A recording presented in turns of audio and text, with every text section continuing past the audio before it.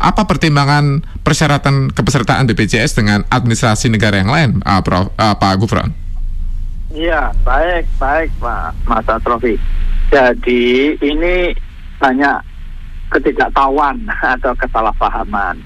Jadi begini, bahwa kepesertaan di dalam sistem jaminan sosial nasional itu tahun 2004 dengan Undang-Undang 40 ya sudah dijelaskan wajib.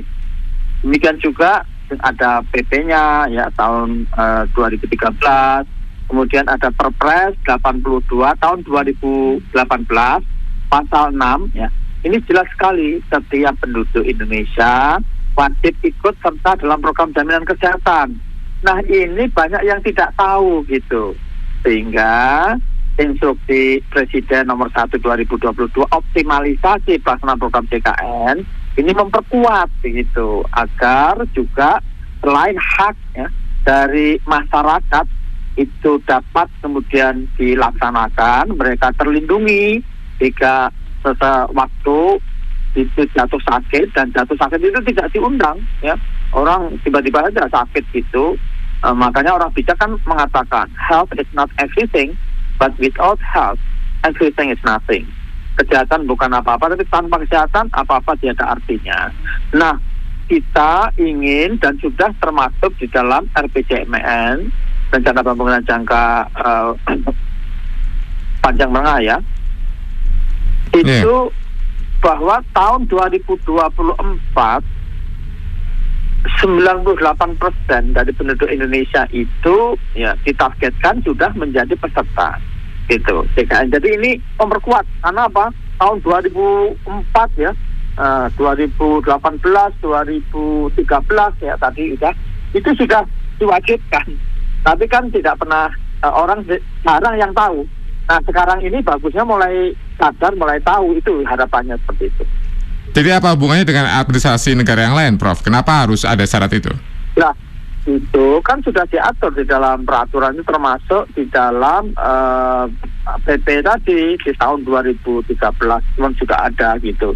Jadi intinya bahwa Presiden itu menginstruksikan kepada 30 kementerian lembaga, termasuk gubernur, bupati, wali kota, mengambil langkah-langkah sesuai tugas, fungsi, dan kewenangan masing-masing untuk melakukan optimalisasi program JKN. Sehingga seperti di ATR BPN contohnya, di situ untuk katakanlah peralihan hak ya, jual beli. Kalau orang beli pasti punya uang, orang jual juga pasti akan dapat uang. Dan itu, ini yang salah ya, sering dipersepsikan salah. Untuk bisa mencetak kartu BPJS itu hanya perlu waktu kurang dari 5 menit. Dan kemudian Mas Asrofi contohnya nanti bisa dicek, bisa ngecek status aktifnya, keaktifan, yang penting kan keaktifan itu dalam waktu kurang 5 menit gitu. Jadi bisa cetak tadi yang diharapkan itu jual beli tanah ini, jadi ini tidak menambah birokrasi yang berbelit-belit itu enggak, itu yang kurang dipahami, dikira harus ngurus ke kantor atau apa segala macam. Dan ini para pensiunan ya, ASN, TNI, Polri itu otomatis gitu. Ini ada beberapa narasi seperti ini, Pak Gufron. Ini sejenis seperti upaya pemaksaan negara akan kepesertaan BPJS Kesehatan. Sebenarnya apa sih, Pak Gufron? Benar tidak itu pemaksaan? Itu, sekarang kan sudah ada undang-undangnya. Undang-Undang 40 tahun 2004 wajib. Itu wajib itu dipaksa apa enggak? Jadi ini kan perlindungan. Kalau ada orang memang belum sadar ya, belum sadar, nggak tahu dia bahwa ini penting bagi dia. Nah, makanya ini disadarkan begitu. Apa contohnya ini, Pak?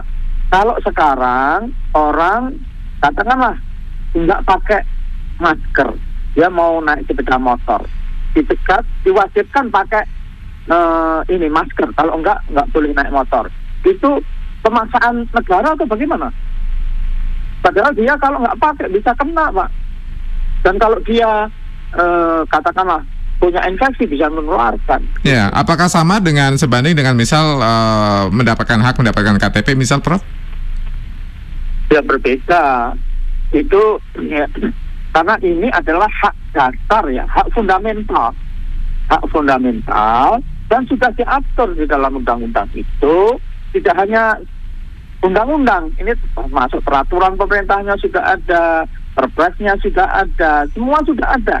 Jadi ini membuat satu bagaimana kementerian lembaga itu lalu bisa mengoptimalkan, jadi bisa optimal gitu. Jika ada satu keadaan ataupun juga sesuatu yang menyebabkan masyarakat tidak memiliki kepesertaan BPJS misal, tapi dia butuh untuk mendapatkan KTP, maka tidak bisa mendapatkan haknya memiliki KTP sebagai warga negara dong, Pak Gufron? Jangan begitu, ya itu kan bisa kita bertahap atau apa. Tapi begini, kalau ada warga negara ya yang dia itu bisa bayar ya, ikut peserta dan itu wajib ya, sudah diwajibkan untuk kita benar-benar saling tolong menolong. Untuk kalau kemudian ada sesuatu itu mendapatkan perlindungan ya, tetapi dia tidak lakukan padahal tidak mampu karena dia tidak tahu atau tidak sadar. Nah sekarang dikasih tahu, disadarkan, apa itu nggak benar? Kalau benar-benar tidak mampu dan tidak masuk ke kepesertaan yang dibayarkan oleh pemerintah, bagaimana? Nah makanya itu diinstruksikan juga kepada Pemda termasuk kementerian yang mengurusi kalau orang memang berhak ya, itu dibayari oleh pemerintah itu ya. Jadi contohnya umpamanya sekarang pemerintah itu mengalokasikan 96,8 juta orang Pak untuk dibayari oleh pemerintah pusat. Ini baru pemerintah pusat, belum pemerintah daerah. Jadi lapor ke pemerintah daerah, nanti datanya akan dimasukkan ke sebagai penerima bantuan. Iya tentu kalau dia memang seperti yang Mas Asrofi sampaikan. Apakah 30 menit akan bisa masuk datanya, Pak Gufron? Bagaimana? 30 menit bisa masuk ya datanya ke sebagai penerima bantuan, misal ya, karena memang keadaan tidak mampu. Apakah 30 menit bisa masuk ke datanya? Kan, iya, dia memenuhi syarat apa enggak kan harus dicek dulu, gitu. Dia harus dicek dulu. Sementara KTP-nya butuhnya mendesak misal, keadaannya seperti itu misal Pak Gufron. Enggak, ini jangan misal-misal ya. Nanti dicoba aja ya, diurus. Kalau nggak begitu dia kan nggak akan pernah nggak dia akan suatu ketika itu sadar bahwa kartu BPJS itu penting, bahwa ikut menjadi dapat pelindungan itu penting. Coba saya mau nanya ke Mas Asrofi, di mana kalau Mas Asrofi ya punya katakanlah putra ya gitu, yang putranya itu katakanlah butuh sesuatu yang sangat penting bagi dia, tapi dia nggak tahu gitu. Kira-kira kalau saya akan ikut kepesertaan BPJS, tapi tidak semua orang kemampuan ekonominya seperti saya, Pak. Kita harus tahu itu. Kan tidak saya bilang kalau tidak mampu dibayarin, kan sudah jelas. Apa sulitnya? Sekarang ini contoh, pemerintah itu sudah mengalokasikan 96,8 juta ya, dibayarin nih, mau dibayarin. Tapi kita kekurangan orang, Pak, yang memenuhi syarat ini. Jadi baru sekitar 85 juta sekarang. Iya, nanti saya tanya soal administrasinya ya, apakah bisa secepat itu misal gitu ya? Iya, itu kan tinggal diurus. Apa inovasinya BPJS untuk bisa mempercepat kepengurusan itu? Mudah-mudahan nanti ya. Banyak. Soal poin dipermudah dulu deh Pak Gufron, tadi juga saya tanyakan sebelum kita jumpai pendengar, sudah melakukan apa ini? Baik, jadi begini. Sekarang ini tadi disampaikan oleh Pak Alan dan terima kasih Pak Alan, itu untuk mohon maaf ya, orang menjadi peserta BPJS itu bisa dibandingkan dengan asuransi komersial apapun itu jauh lebih murah, dan karena kita berorientasi profit ini kan bagaimana negara melindungi ya warganya. Kalau tidak mampu warga dibayari negara itu, kalau mampu ya bayar kan gitu, dan itu tidak ada yang lebih murah daripada ini dengan paket manfaat yang luar biasa. Dan bisa daftar itu dari rumah tadi, boleh pindah seperti yang Pak Alan sampaikan tadi setelah menjadi 3 bulan ya. Tapi Pak Ari tadi menemui masalah loh, daftar online nggak bisa, daftar offline-nya ternyata nggak bisa juga. Bukan begitu, begini Pak Ari. Kalau ada kurang sempurnaan, oke, nanti kita perbaiki ya. Nanti saya cek ya, saya akan cek. Yang kedua, kalau online tuh kadang-kadang katakanlah putus hubungan, katakanlah entah sebuah perusahaan ya, internet putus atau pass off gitu, itu kan memang kadang-kadang terjadi. Itu ya istilahnya dari sekian ratus ya satu atau apa, itu memang bisa terjadi. Tapi nanti saya cek dan Pak Ari nanti lewat Pak Asrofi tolong nomornya berapa yang dia mau daftar tadi, HP-nya, nanti kami hubungi. Kami bantu jadi peserta dengan gampang. Prof. Gufron, Pak Gufron, kita lanjut kembali ya. Tadi pertanyaan dari pendengar kami banyak, termasuk ini titipan yang kami dapatkan dari masyarakat melalui WA. Ada titipan dari Pak Tahyari. Jika sudah punya kepesertaan BPJS Kesehatan, tapi lama tidak di story dan akhirnya tidak aktif tuh BPJS Kesehatannya karena faktor PHK dan sudah tidak bekerja kembali, sehingga tidak memiliki penghasilan dan butuh menjual properti, kali ini tanah, untuk memenuhi kebutuhan. Kemudian bagaimana nasib kami, kata Pak Tahyari? Kalau kasusnya seperti ini, bagaimana Pak Gufron? Baik, jadi dia mau jual tanah gitu kan? Ya.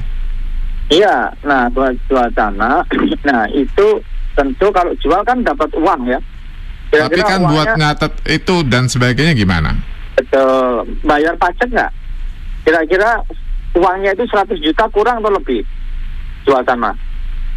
Nah sekarang contohnya ini untuk tadi dia nunggak udah lama belum, justru itu makanya harus bisa dilakukan. Itu kita hitung biasanya itu 2 tahun, Pak. Jadi 2 tahun itu nggak terlalu banyak ya, mungkin 2 juta atau kurang, atau ya nanti dihitung ya, tergantung dihitung. Tapi dari 100 juta contohnya ini, jarang, biasanya kan miliar. Ini membayar pajaknya tadi kan ada yang 5% ya, ada kalau tanahnya 100 juta ya, kalau tanahnya cuma 20 juta, 30 juta di daerah, harga tanah tidak seberapa, Pak Gufron. Iya, ya, tapi kan dia tinggal bilang kepada pembeli ya, pembeli untuk bisa bayari ini kan cuma sedikit. Berapa ya, kalau 2 tahun tuh? Ya 2 tahun paling ya, kalau tadi 35.000 kali 24 berapa kira-kira? 35.000 ya, kali 24 berarti 35. Kenapa saya mendadak jadi agak bodoh ya? 1 juta lebih dikit lah ya. Ya. 1 juta lebih dikit, masa 1 juta lebih dikit menjadi persoalan nggak jadi jual beli tanah. Untuk orang butuh duit bisa saja gede loh itu, Pak Gufron. Iya, tapi 100 juta kan lebih besar. Ya. Kalau 100 juta Pak Gufron, tidak semua tanah. Orang yang mau beli kan, orang yang mau beli ya. Oke lah, kita nggak mau situ ya. Tapi yang jelas itu orang jual beli tanah itu sekarang tuh bayar pajak aja. Tadi kan ada 5%, ada berapa 2% satunya. Ya, yang jelas itu ini jauh Pak daripada 2%, daripada 5%. Yang kami maksud adalah jika keadaannya orang yang sangat membutuhkan dan tidak mampu, benar-benar tidak mampu ya, deh kalau misalnya. Kalau nggak mampu kan sudah kita bilangin, tinggal mengurus untuk bayarin gitu. Dibayar. Butuh berapa lama itu biar masuk ke data itu? Butuh berapa lama prosesnya Pak Gufron? Lah itu tergantung dia mau memenuhi syarat nggak. Kalau rata-rata berapa lama deh kalau bayar. Ya, rata-rata berapa lama? Itu tergantung pemdanya. Kalau pemdanya bayar sekarang ya, dia pembayar ya kira-kira sekarang sudah bisa ini selesai. Berdasarkan catatan selama ini berapa lama Pak Gufron? Itu saya nggak tahu estimasinya ya, tetapi yang jelas itu ya tidak terlalu sulit lah.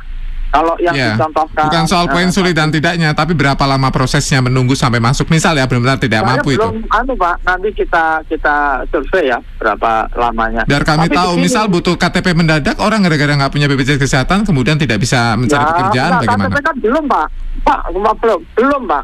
Ini tuh baru kita bicara jual beli tanah Pak. Ya. Yang sudah. Tapi kan ke depan nanti akan seperti itu juga Pak Gufron. Ya, ke depan nanti kita bicarakan ke depan dan itu tidak sulit Pak. Nanti ke depan saya kasih tahu Bapak kira-kira berapa rata-rata. Nah ini saya kan harus cek dulu. Ini semua kan baru Pak. Jadi baru sudah ramai duluan. Untuk gitu, kan. Antisipasi yang kami maksud Pak Gufron, bukan kemudian memojokkan atau sering masalah. Kita antisipasi ya. Nanti kita antisipasi, kita beritahu kan. Yang jelas tidak sulit Pak. Ya, ini ada informasi dari Pak John. Kata Pak John, banyak perusahaan dan juga pabrik yang tidak mendaftarkan karyawannya sebagai peserta BPJS. Tapi dalam impres yang disanksi itu hanya person. Jadi nggak bisa bikin SIM sampai SNK dan lain-lain. Kesalahannya itu ada di pihak perusahaan. Kenapa yang disanksi justru malah bukan pabriknya, tapi personnya? Ini yang ditanyakan oleh Pak John. Ya, itu nanti kita lihat ya, kita kaji. Tetapi intinya bahwa perusahaan itu ya tentu bersama karyawannya itu mendaftarkan gitu, bahwa karyawan pun juga bisa sebetulnya. Kalau yang lalai perusahaannya, karyawannya yang rugi, berarti seperti itu, Pak Gufron? Ya, enggak, perusahaan juga bermasalah, kan ada sanksi ke perusahaan. Selama proses Ada, itu kan yang rugi terlebih dahulu kan karyawan karena tidak bisa mengurus administrasi. Kok nggak bisa ngurus administrasi yang mana? Kan Jual beli tadi. contoh saya ya, biar kita nggak Iya. pusing. Contoh saya kerja di sebuah perusahaan A. Kantor Iya. saya tidak mendaftarkan saya ke BPJS sehingga saya tidak punya BPJS, ya. Yang salah Iya. berarti kantor saya karena tidak mendaftarkan saya ke BPJS kan. Oke. Nah, tapi Kan saya tinggal lapor. tapi Mas Arnofi, gimana? tinggal lapor bahwa belum didaftarkan. Maka nanti akan ada peringatan kepada perusahaan. Jadi dilaporkan. Tetap jatuhnya saya yang merugikan kalau kayak gitu, Pak Gufron. Iya, tetapi kan itu ya istilahnya nanti justru bertahap, kan semua jadi sadar. Kalau nggak ada semacam impres ini, nggak sadar, Pak. Ya. Nggak akan sadar. Dengan saya melaporkan tadi, misal karena saya tidak didaftarkan oleh perusahaan, apakah saya masih Ya. bisa ngurus administrasi publik saya? Ya tentu bisa. Cuman kan akhirnya perlu waktu barangkali kan. Tetapi lama ini kan baru awal. Berikutnya kalau semua perusahaan akhirnya mendaftarkan kan jadi nggak ada masalah toh. Tapi Itu akhirnya kan awal-awal ini saja. artinya kan Awal-awal butuh kenapa inovasi, terjadi? Pak Gufron. Iya, awal-awal terjadi kenapa?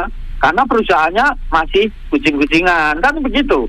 Tapi nanti setelah ini terimplementasi kan nggak ada kucing-kucingan seperti itu. Jadi masalah yang Mas Asrofi sampaikan tidak menjadi masalah lagi. Gimana caranya agar perusahaan tidak kucing-kucingan ke BPJS, Pak Gufron?